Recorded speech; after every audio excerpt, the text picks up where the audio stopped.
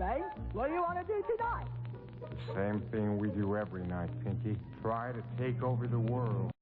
The single most important factor determining whether someone will have a joyful, fulfilling, and successful life is the degree to which that person can learn from any experience. I remember back when I was doing some of my very first workshops, back in 1971. I started doing workshops after doing a documentary for NBC Radio called Growing and Groping in Groups. It was about the encounter group movement and the human potential movement just breaking across the country. And I interviewed a psychologist, Dr. Harold Streitfeld, and I suggested that some of the techniques that he developed would be terrific for teaching people how to communicate more effectively, particularly in the male-female relationship. And he said, why don't you do that? Why don't you do a workshop on it? And I said, I don't do workshops. That's not what I do. I'm a newsman. And he said, I bet you could do it. And in fact, I will co-lead a workshop on that with you until you feel you're ready to do it yourself. So we started doing that. And then I started a partnership with a psychologist, Carol Altman, and we started doing workshops on these communication skills. One of the people who came to our very first workshop was Dr. Jack Gibb. Now, Jack Gibb is one of the pioneering psychologists in the human potential movement. He's one of the founding pioneers of the National Training Laboratories, where all this first happened in the late 1940s. Jack Gibb taught me a valuable lesson about learning from any experience. Here was the man that created a lot of these techniques, but he played in that experience, in that workshop, as if he were brand new to it. He got totally into it. He got totally absorbed in playing the games we played. He put energy into it as if he had never seen anything like this before. And in fact, he was a pioneer in this field. And he learned some new things about himself and the way he communicated. Even though he was an expert in this field, he was willing to learn something new. I get a little irritated when very famous workshop leaders will sometimes come into my workshop, and I'll notice that they're in the corner taking notes rather than participating. They're not there to participate because they believe they know it all already. Some of my closest friends and colleagues do what I do. When we go to a workshop, we totally immerse ourselves in the experience, because even if we've experienced something like it many times, there's always something new to be gained. Leo Biscaglia talks about how around his dinner table, the kids would each have to tell something new they learned that day. And sometimes, as dinner approached and they couldn't think of anything they learned, they'd run to the encyclopedia and they'd look up Albania or Tasmania or sunspots or some subject that they could expound on at dinner. And when Dad would say, "What did you learn today?" they would say, "Well, I learned that sunspots are explosions on the sun that go up 10,000 miles and affect all sorts of things on Earth." And they actually learned something. You can adopt this policy for yourself and also adapt it in a slightly different way. I suggest that you not only learn something new every day, but you experience something new every day. Do something slightly new each and every day of your life. It might be something as simple as taking a different way to a place you always go to every day, a different route, if you will, or maybe a different mode of transportation, or maybe eating breakfast a little differently. Just something that gives you a different experience, a different perspective of the way you do things. What will this do? It will wake up your brain. It will wake up your mind to receive new information.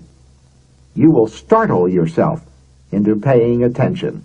The single greatest secret of success, paying attention. I suggest, if you're really serious about getting ahead in the world, that you make a major commitment to do so. A commitment I call my 10% personal growth commitment.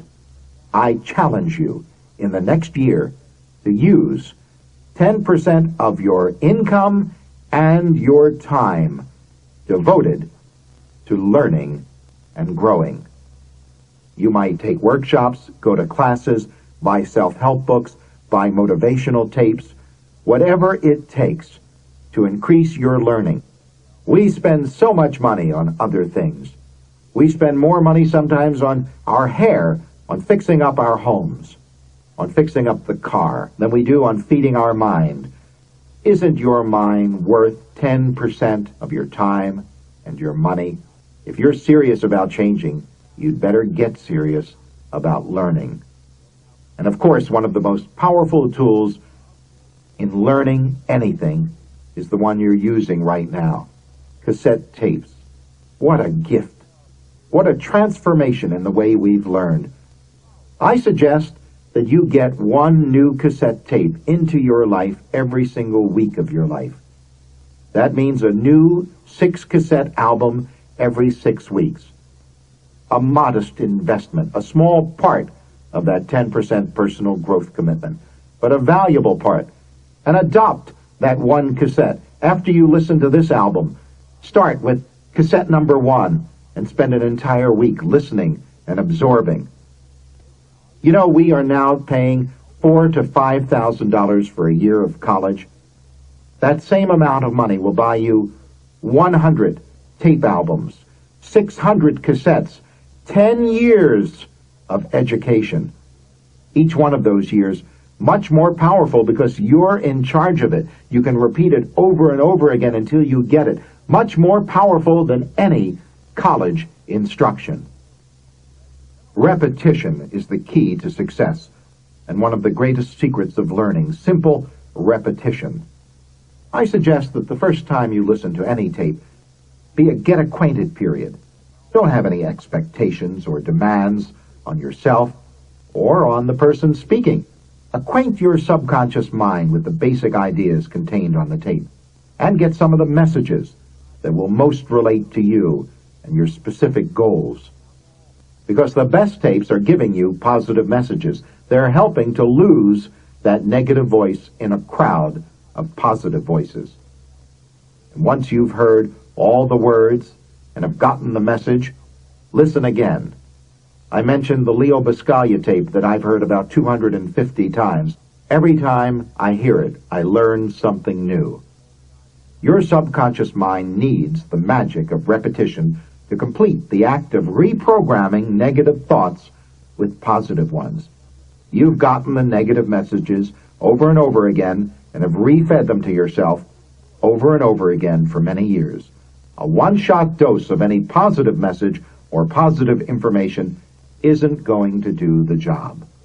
By taking a full week with one cassette, playing it once or twice a day if you like, you'll be giving your subconscious mind an opportunity to totally absorb many of the ideas, suggestions, and techniques contained on this one cassette tape.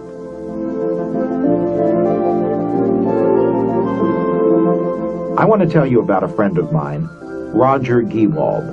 I first met Roger in London.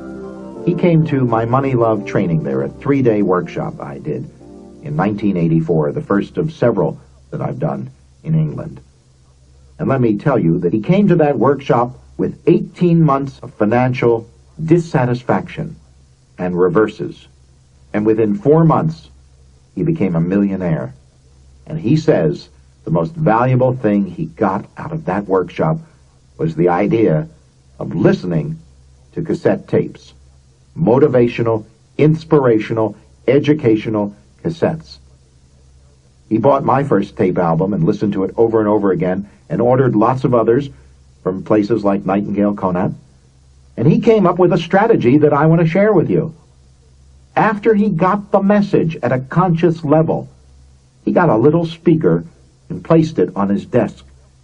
And he would play the tapes non-stop through the whole business day at a very low level. You could just about hear it if you strained. And he had that going all the time when he was on business calls, in person-to-person negotiation across his desk. He says that made the difference. That whenever he had doubts or fears before, he would give in to them. But with this tape playing non-stop, he was able to reverse that trend. He was able to keep his positive momentum. I invite you to try it. After you get the message on these tapes, play them in the background. You will feed them into your subconscious mind.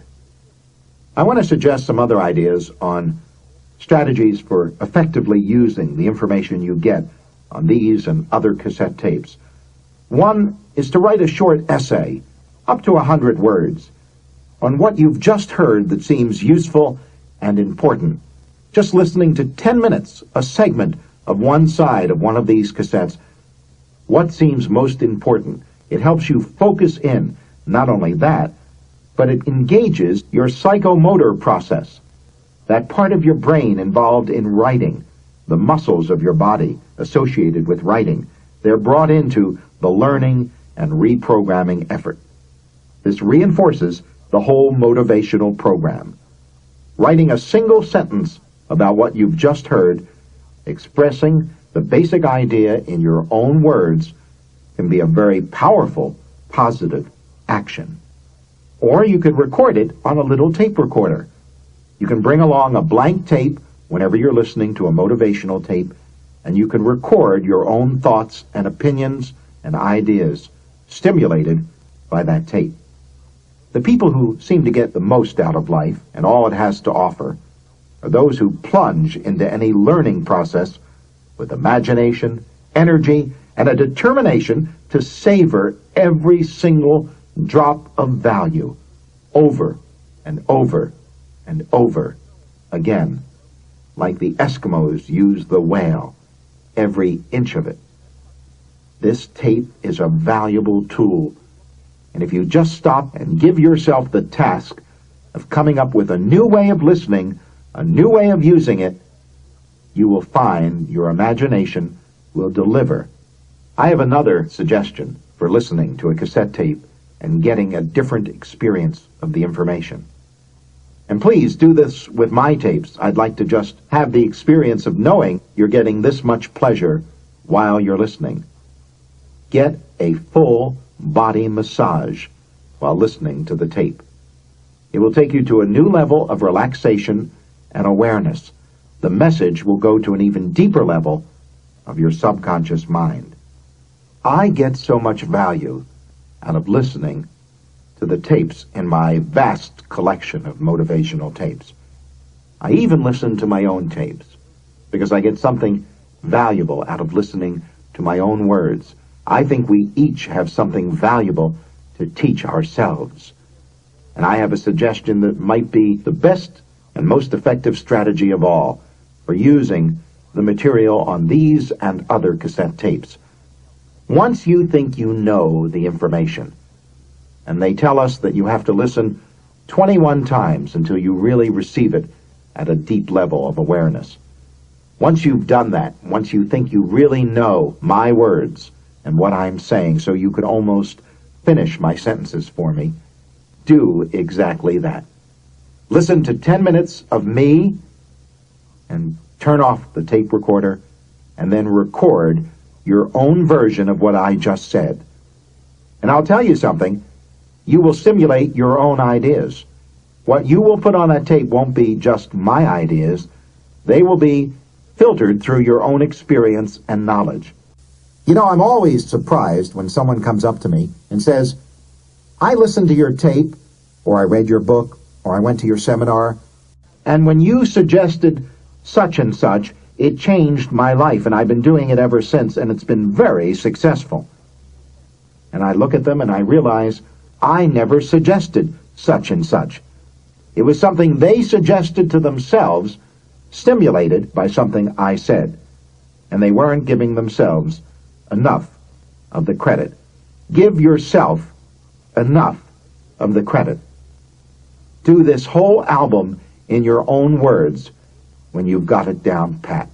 And you will find new ideas pouring out, and you will be tapping in to a new source of creative inspiration and a new way of experiencing the most powerful prosperity tool you have, your creative imagination.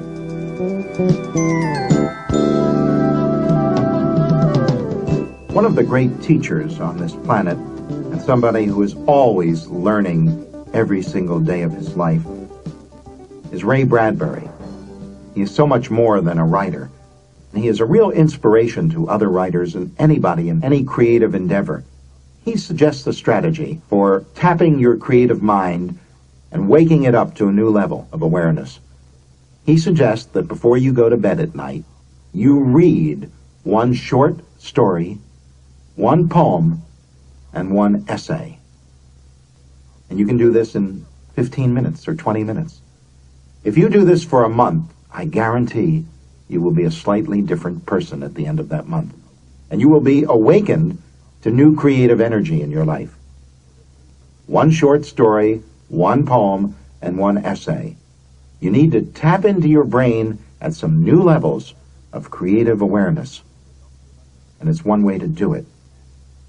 I'd like to suggest that you consider another valuable resource. Magazines, newspapers, television, and radio shows can provide us with powerful information and ideas which no single person can keep track of.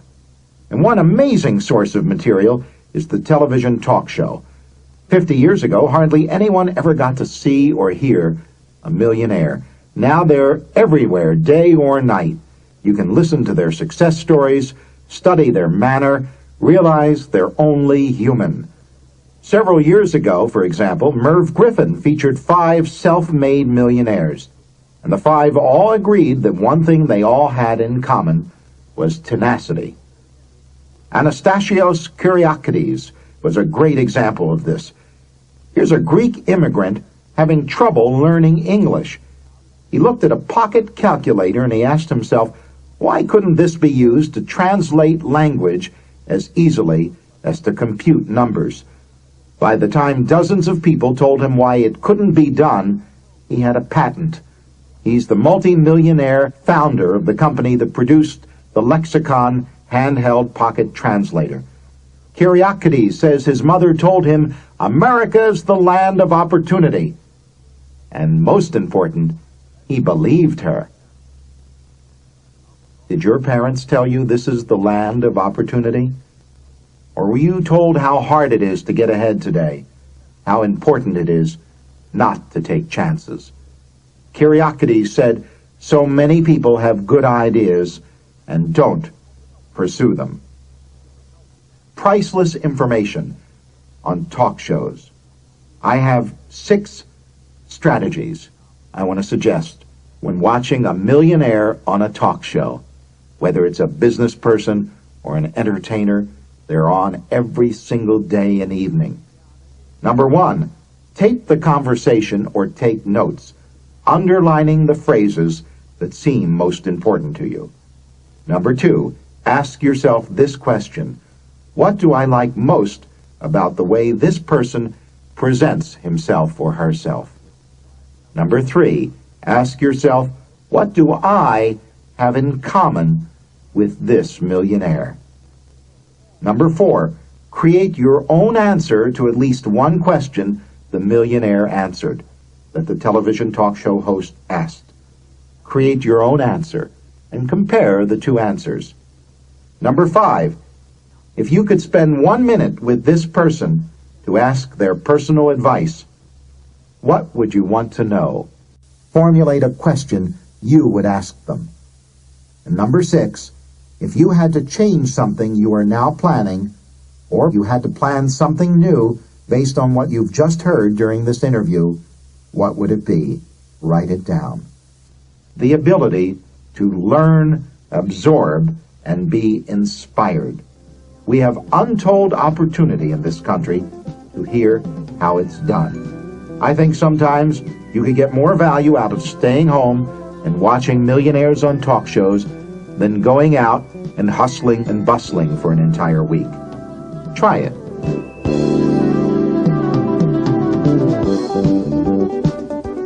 We learn from so many different sources. I want to share with you a learning experience I had a few years ago. At the Franklin Institute in Philadelphia, a great learning center that I used to enjoy on class trips as a school child. I was back in Philadelphia for a convention, and I walked over to relive some memories of the Franklin Institute. It's a wonderful science museum, lots of things you can play with, and you push buttons, and one element comes in contact with another, and there's an explosion. It's a delight to play in the Franklin Institute. But I noticed something that at first was very disturbing. In the lobby, there's a marble fountain, and people have used it as a wishing well. Coins of every size, shape, denomination, and origin are in that wishing well. And kids, little kids who were evidently there on a day off from school, were leaning over the wishing well, reaching in and grabbing those coins. And I thought, wow, they are learning at an early age that it's okay to go for money. Are they going to be prosperous as a result of this experience? Isn't that terrific? And then I looked up, and this very big, awesome guard was marching down the hall toward the fountain. And I thought, uh-oh, here it comes. Here comes some poverty programming. That guard is going to grab those kids and tell them it's not okay to reach for money. And then, just as I had that thought, he arrived at the fountain, and he took one little kid and he helped him reach over the fountain by lifting him up so he could reach further into the fountain and grab more money. And I thought, did I have it all wrong? That guard, in fact, is supporting their prosperity learning. And then I noticed the most appropriate quote that could have possibly been carved on the inside of that marble fountain. It was from Thomas Huxley, and it's become my favorite quote.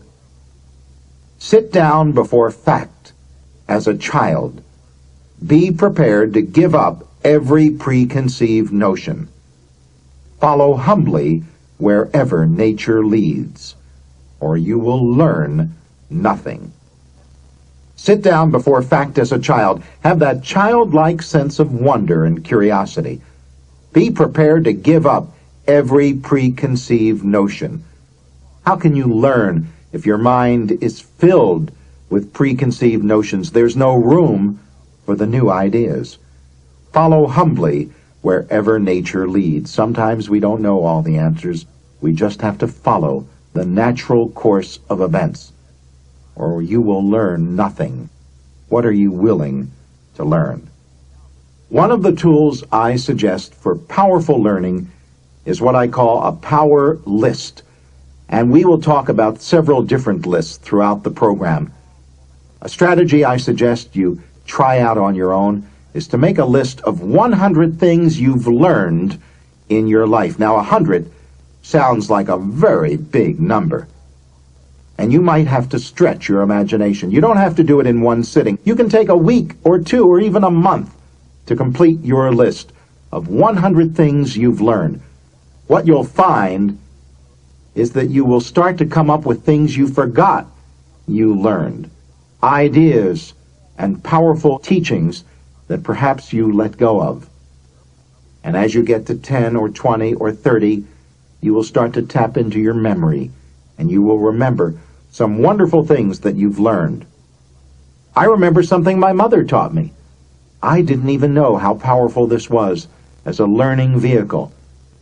My mother said to me, when you grow up, you can do whatever you want. Now, I should tell you the setting. She usually said that when she didn't want to give me something. When I wanted to do something and she didn't want me to do it, she said to me, you can't do it, but when you grow up, you can do whatever you want. Or a variation on this you might have heard, when you have your own home, you can do whatever you want. But in my house, you obey my rules. But my mother phrased it in a way that became a powerful learning experience. She said, when you grow up, you can do whatever you want. And I believed her. And that's why I've lived a lifestyle that has been very satisfactory and fulfilling, because I've done what I've wanted to do in my life. I've done the work I loved, and I've loved what I've done. That's one of the things on my list of 100 things I've learned in my life. Some other strategies. Make a list of 5 people in your life now, people you know who have something valuable to teach you. Experience at least one millionaire on television and check out what you have in common with that person. Because sharing learning is an important way to emphasize it. Give a friend a book or a tape that has been important to you, that you've learned something from, and tell them why you are giving it to them. Here's a powerhouse, because it affects not only your learning but your prosperity consciousness. Every single week, buy one brand new hardcover non-fiction book that you can learn something from. The reason for this? You've probably been taught that it's better to wait until it comes out in paperback. That's a message directly aimed at your poverty consciousness. If there's a valuable idea, you can afford $15 or $18 or $20 to get it. If it's one idea that will change your life, it's worth it. You deserve it.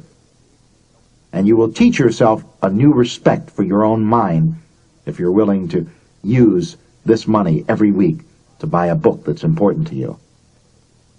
I have a variation on this technique. It's something I've suggested and people have gotten angry at the suggestion. But I suggest when you find a wonderful idea in a book, don't underline it. Cut it out. Take a razor blade, cut that idea out of that book, and put it up on a prosperity idea bulletin board. So you will see it alive and nurturing and educating you every moment you pay attention to it. Not buried in a book. Sometimes we get so caught up in books being sacred. No one has more respect for books than me. I have thousands of them. In fact, I have 3 storage warehouses that I pay rent on every month just to keep my books. And I am willing to cut an important idea out of a book. What is a book? It's a learning tool. Use it as a tool. And that's the way you can respect that book, by getting use out of it, putting it into action. And if you feel upset that you have an incomplete book, buy 2 copies of that book. Keep one in your library and one for cutting out the valuable messages.